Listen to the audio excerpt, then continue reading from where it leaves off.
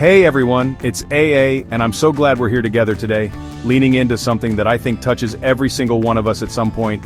Have you ever found yourself in that gut-wrenching moment, replaying a decision and just whispering, "I knew I shouldn't have done that"? That sting of regret, that feeling when a choice just didn't pan out the way you'd hoped, or maybe even the way you deep down knew it wouldn't. Or perhaps you felt that deeper, more unsettling feeling, like you couldn't trust yourself anymore because you kept making the same mistakes, stuck in a loop that chips away at your confidence. If any of that sounds familiar, and I bet for many of you, it really does, please know this: you're not alone. So many of us, myself included, struggle with rebuilding trust in ourselves after disappointment, after betrayal, or after what feels like a monumental failure. We carry these experiences, and they can cast long shadows. But here's the truth. A truth I've learned through years of research and frankly through my own messy life. Self-trust isn't some far-off destination you arrive at once you're fixed. It's not a gold star you earn for perfect behavior. No, self-trust is a relationship. It's a living, breathing connection you have with the most important person in your life, yourself. And like any relationship, especially the ones that matter most, it can be strained, it can be damaged, but here's the hopeful part: it can absolutely be repaired. It takes courage, it takes vulnerability, and it takes showing up for yourself even when it's hard. So, let's explore that journey together. So, what does it truly mean to trust yourself? It's more than just believing you'll make the right decision every single time, because let's be honest, that's an impossible standard. To trust yourself means, at its core, believing that your emotions, your feelings, your gut instincts, they are valid, they are real, and they are carrying important information for you, even if that information is uncomfortable or confusing at first. It's about honoring your inner world. It also means believing that your decisions, even the ones that turn out to be flawed, come from a place of intention. You were doing the best you could with what you knew and had at that moment. Self-trust acknowledges that inherent worthiness in your efforts, and crucially it means believing deep in your bones that even if you fall, even if you stumble, you possess the resilience, the grit, the spirit to get back up. It's that unwavering faith in your capacity to rise. But here's where it gets tricky. When we're let down by others, which is painful enough, or sometimes even more devastatingly by our own choices, that foundational trust in ourselves starts to crack. The very first, and arguably one of the most courageous steps to repairing any broken trust, especially the sacred trust we have with ourselves, is to acknowledge that it's been broken. We can't heal what we don't first name. We can't mend what we pretend isn't fractured. This requires us to pause, to turn inward, and to ask ourselves some really honest, sometimes difficult questions. It's about shining a gentle light into those tender places. So, I invite you to ask yourself, when did I stop believing in myself? Can I pinpoint a specific moment, a particular experience, or was it a slow erosion, a series of smaller moments that chipped away at my confidence over time? Chapter 3, Step 2. Forgive the version of you that didn't know better, embracing imperfection.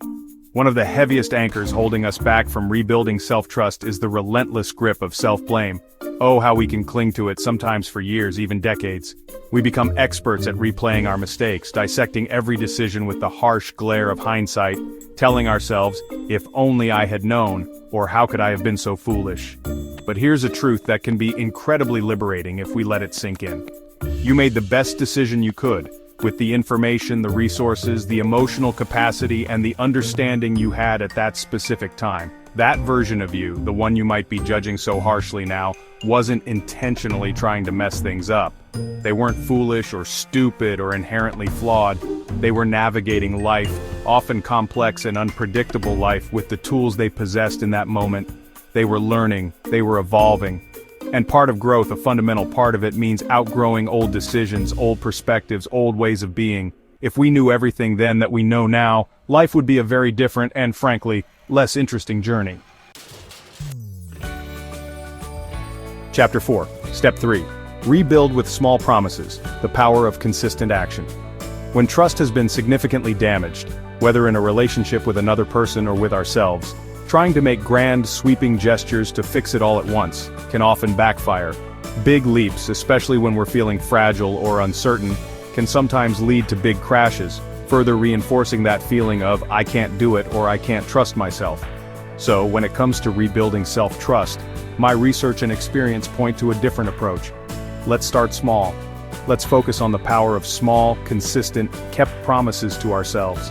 Think of self-trust not as a massive monolithic statue that needs to be rebuilt in one go, but rather as a mosaic, painstakingly assembled piece by tiny, beautiful piece.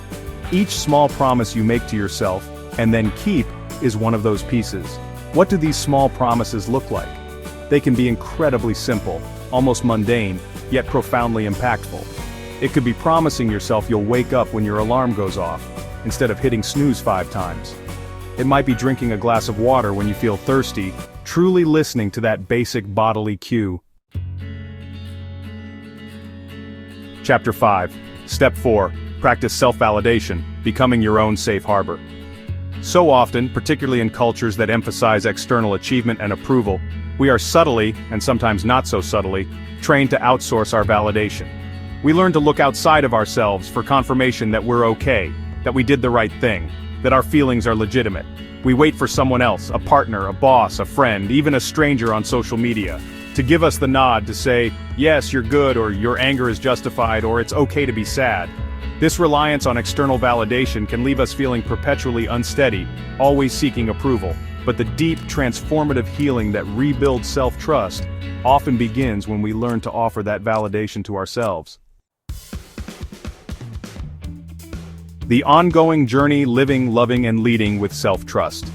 So, as we draw our time together to a close, I want to leave you with this. Rebuilding self-trust isn't a one-and-done project. It's not a course you complete and then graduate from, forever immune to self-doubt.